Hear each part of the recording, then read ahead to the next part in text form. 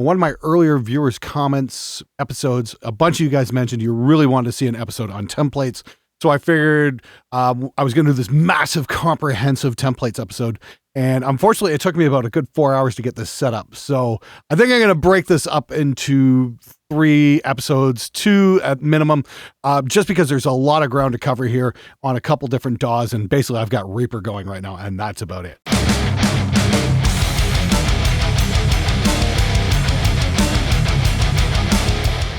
Templates. Why use templates? Why do we need them? I saw a few comments from some of you guys who are like, oh, you should start from scratch every time. And I'm thinking, yeah, if I did that, I wouldn't have time to do a show. Templates are what allow me to crank stuff out for you guys. That sounds pretty good and lets me get my point across without a lot of excessive dicking around. So how I do it basically is I've got one main template for tracking drums, and I'll extrapolate off that. And I look at it kind of like things are a mixer, like an old school analog mixer. Basically, you got your EQ section, you got your dynamic section, you got your output section. And that's how I've got Reaper configured. Same kind of way. I've got things bussed in certain ways. I've got things EQ'd in certain ways, just kind of favorite things. And then you just kind of riff off of that depending on the drummer you bring in, vocalist, guitar player, or whatever. But there are certain tried and true things you keep coming back to. Now, we're going to start out with Reaper configured for waves, because that's what I've got up right now. And I was doing a couple of tracks with it, and it's pretty damn cool. And first and foremost would be tracking drums. When I track drums, I usually do drums for 4 or 5 episodes in one particular sitting. That way I don't have to keep setting things up and tearing them down again. It's just a point of efficiency. You have to be efficient when you do 3 episodes a week.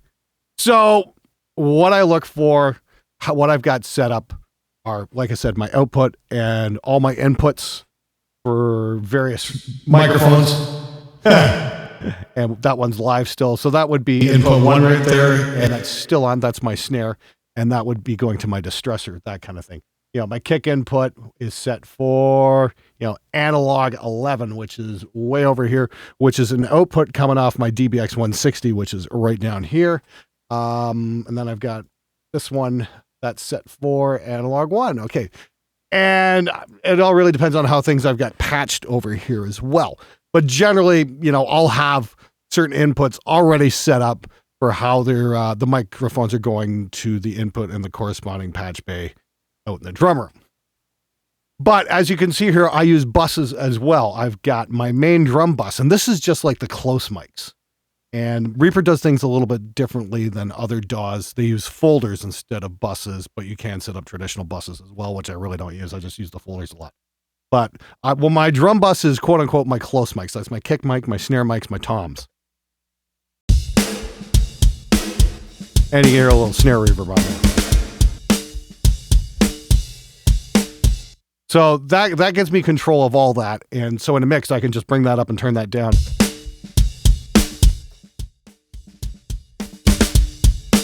I've got control of that right from the get-go. No problems, no issues. It's really fucking cool. Kick bus, same kind of thing. I have 3 or 4 sources on the kick. I've usually got a D6. Right now I've been using an Earthworks kick mic as well as a Solomon Low Freak, which is just, basically it's a more awesome Yamaha subkick.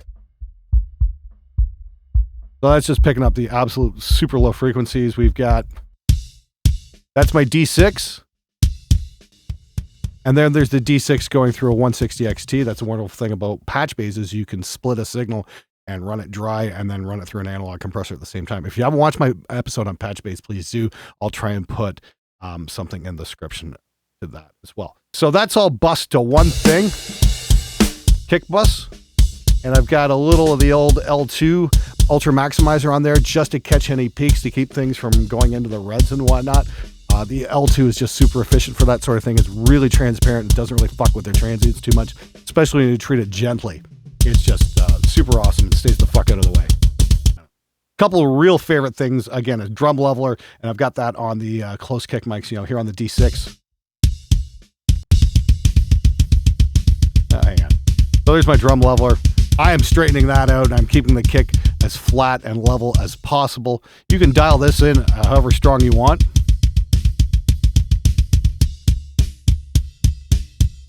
SoundRack's drum leveler is absolutely killer. It's the sample killer in my opinion. It will straighten your drums out and it will just even out the drummer's playing, much like a compressor would, but without any artifacting. And if you want to get into real drums and you want to blow the doors off of samples, yeah, drum leveler is the way to go. Wow, is it great. Again, I've got a video detailing that and all how that works. That's in the link below as well. And my third track here on the kick is just my Earthworks kick mic. If you listen to that raw, it's not all just click, but I've got it set so it'll blend with the D6. I can just bring in as much snap as I want, and it's going to be super cool just like that. And then once you bring in the sub kick,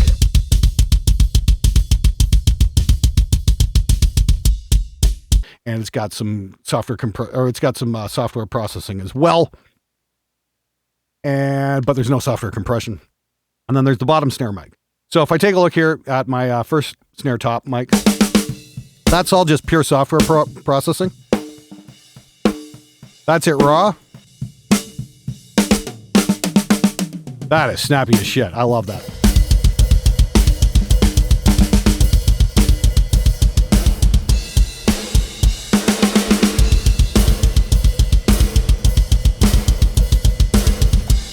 That's great. Now, if I just if I break this down onto my snare chain, I'll show you guys what I've got going on here. Just a real quick once over here. I'm not going to kind of go into extreme detail. If you guys want to see how I set my chains up for everything in ultra detail, you got to check out one of my premium lessons. I highly recommend checking out Producing Prog Metal. I go through all my chains and explain everything right down to the last nanometer of exactly what's going on. So this is my software chain and from a raw mic, and I'm really happy with how this is turning out. So I've got like 5 things happening here. I've got my, first and foremost, I got the Fab Filter Pro going. Let me turn all these off. I'm just going to build this chain up real quick. Got my Fab Filter Pro, and that just kills my hi-hat bleed.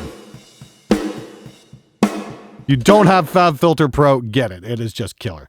A lot of guys are using it. I think that's one of the reasons why Periphery wound up using real drums is because of that plugin, because they could finally control the hi-hat bleed. Just absolutely amazing stuff. This is just a notch filter on the snare to take out any excessive honk. And that's the wrong one. Where the hell are we?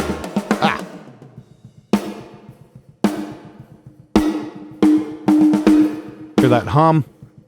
Little notch filter on that's great. That's just the EQ built in with Reaper.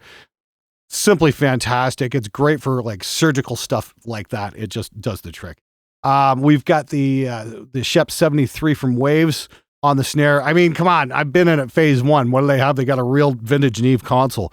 This reminds me an awful lot of that. Apparently they've, sampled a Waves 1073, and it really does have that kind of vibe. Yeah, you can get pretty excessive here with the top end, and it's not spitty, it's not hashy, it's just clean. Dial in a bit of bottom. Just killer. That's off. Now if you turn off that Fab filter, you hear that hi-hat bleed just a little bit. We've got Mike Wisnuck on drums on this one. I gotta say, Mike was just killing it with the control and the finesse with the hi-hat and the snare. He's just killing the snare and real light on the hats. He's just doing a brilliant job here. So kudos to Mike. It's been a long road for him. He's really come a long way. And then, of course, we've got the CLA 76 in the blue mode on the snare just for a little bit of crunch and maybe control that transient a little bit. Slow attack, fast release, just dial it in for a few dBs. That's a little much.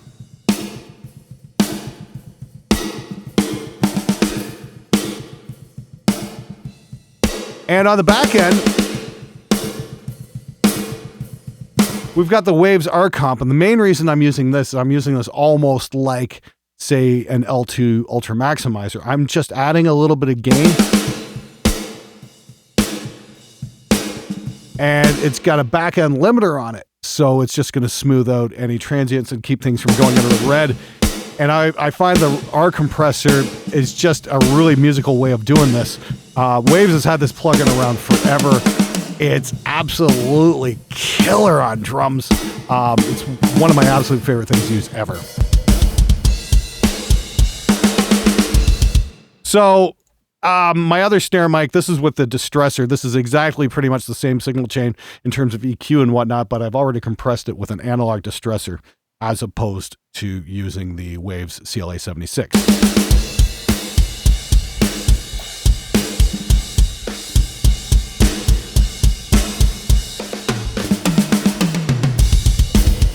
So it's kind of either or. I can probably tweak that a little bit more, but you guys get the idea.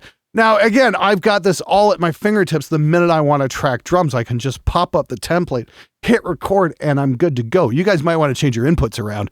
I'm not sure what you guys are running at home, but this is just a simply spectacular way to work. Again, I've got, on the snare bottom, I got like the CLA 76, and you guys have been seeing this everywhere is the NLS. This is just all over the place, and this is Waves' non-linear summing mixer, and they went and sampled some famous recording consoles, and this is the console that did Dark Side of the Moon, so I figured, hey, you know what? Good place to start. Yeah. And I gotta say, yeah, it's absolutely, it's just spectacular. It just adds a little bit of something to it, and I really dig it, and I'm really enjoying working with this. Tom's, same kind of thing, you got the NLS channel. And a real gate, which again comes with Reaper. It's got the look ahead function. I've got this set for 2 millisecond pre-open, which means it's going to look 2 milliseconds for a signal before it opens up. Let's see if I can just see how that opens up. Yeah. That's cool. I got the Waves SSLG channel for a little bit of EQ and compression. That's from going over to Warren Hewitt's place and playing it with his SSL mixer in real life, and ooh, that's so much fun. So hey, why the hell not?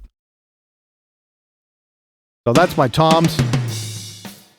So for EQ and compression, that's all set to go. And again, I got the Waves R compressor on there, just adding a little bit of gain on the back end just to keep things from going into the red. And let me see, my favorite drum reverb ever, which is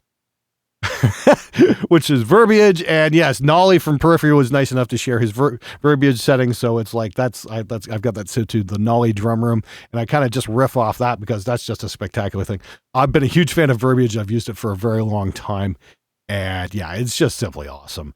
If you're looking for a verb to go out and buy, yeah, verbiage is just absolutely killer. And what else do we got here? Again, on the overheads, it's just an SSL channel. Again, with the NLS channel. So what's going on here? No, that's the room mics. Hold on. Pull that back. A little bit of compression. That's raw mic.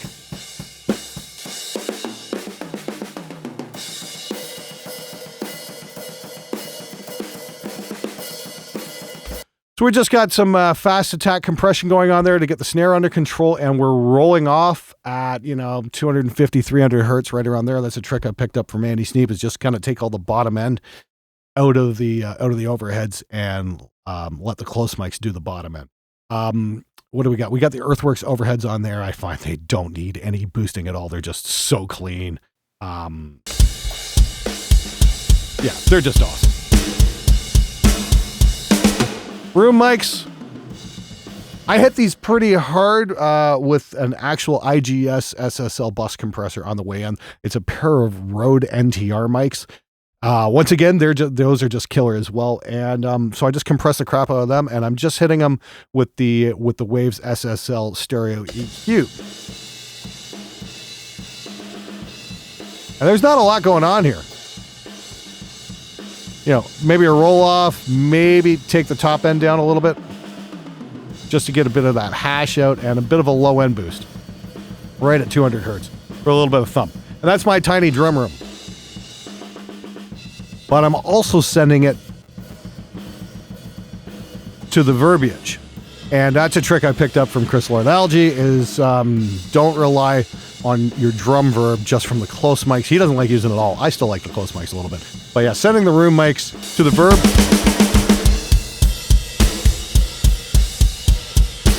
Really adds some thump. And speaking of thump, I'm thinking that snare sounded a little thin. Let's throw a little bit more bottom on that. Actually, that's great right there.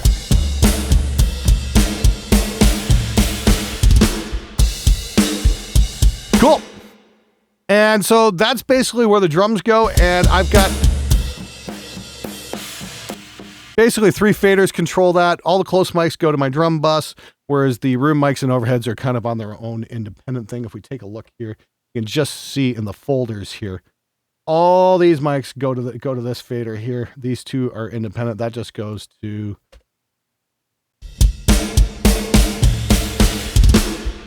those just go to my main fader. And then kick drum. Yeah.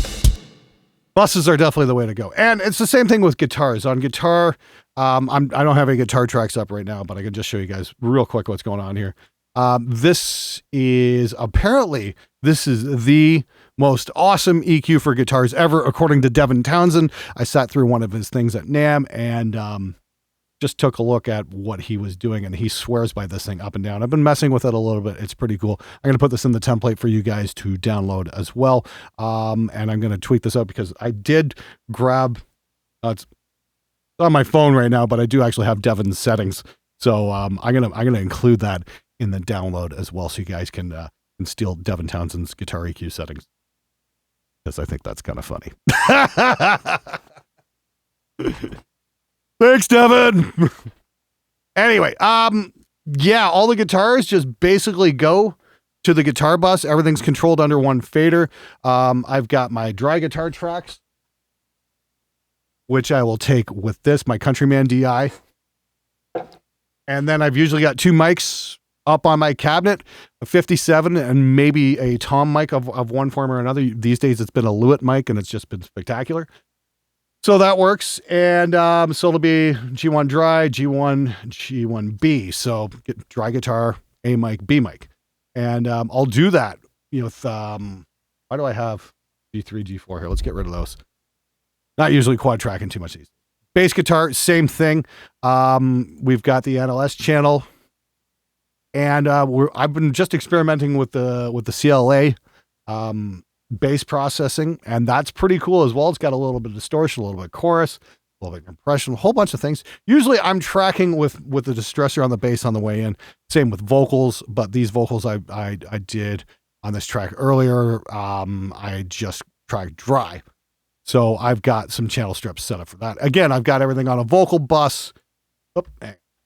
Again, I've got everything on a vocal bus. If you can see, I've even got some automation there, so I can control all the vocals just with one fader. And those are, once again, are all set for my main vocal channel, which will be channel 1 here, which is Great River, into the distressor. And that is my golden channel, and I've been using that for the last 15 years or something like that. And the channel on this is pretty simple. Got the NLS channel, got the Shups 73 just for a little bit of a tweak, maybe a little bit of zing in the top end. Again, it's not very spitty. And then we're using software. We're using an LA2A first and then an 1176. LA2A is the slow attack and kind of tubey compressor. And then the 76 is just going to grab the peaks. And I've been using that in real life combination with the distressor and the stem, and that works pretty well. And this works pretty well for vocals as well. So I've got this set up. So these are chains, you're going to find in big studios the same thing. I mean, like I just stole that idea from Warren. He uses like an LA2A and a DBX 160, same kind of thing. I can't remember what order he's got them in. So my suggestion would be tweak it out, play with them, change the order around, see what happens. But yeah, this should get you going, and this is a great jumping off point for you. I might actually include the drum tracks here just so you guys can play around. I don't think Mike would mind that at all. So that's like a minute worth of acoustic drums you can play. For those of you guys are going to be, oh, that's not right on the tempo. Yeah, this is completely unedited. So if it's not right on, guess what? Humans don't play like machines. So bear that in mind. But yeah, I'm gonna make these tracks available, and I'm gonna make this template available so you guys can check it out and play with it and see if you can get it working like this as well. So if you've got, you know, some Waves plugins and whatnot, try it out and tell me what you guys think. Tell me how this works out for you, because I think this is a great way to work. It's been working out spectacular for me over the last couple of years. And like I said, this is what allows me to do things a lot. So yeah, thanks for checking out the video, and I'm going to make that download available for you guys in the description below. You guys can sign up for it, and we'll email you a link for where you can get it. Like I said, though, I was originally going to do this in 3 parts, and this is just going on for way longer than I expected it to. So part 2 is going to be taking a look at how I do things in Studio One, which is a little bit different. I've been just getting used to working with Studio One, and I'm digging it, but I'm still got a long way to go in terms of learning the editing tools. But when it comes to mixing with templates, that kind of thing, I've got one I think that's going to work out pretty awesome. So stay tuned for that, you guys who use Studio One. Anyway, thanks again for watching. Hopefully this episode is some use to a lot of you guys. And let me know what you guys think, and give me feedback if you want to see other tutorials as well, because I'm very much interested in knowing what you guys want to learn. Anyway, thanks again for watching. I'll see you guys next time.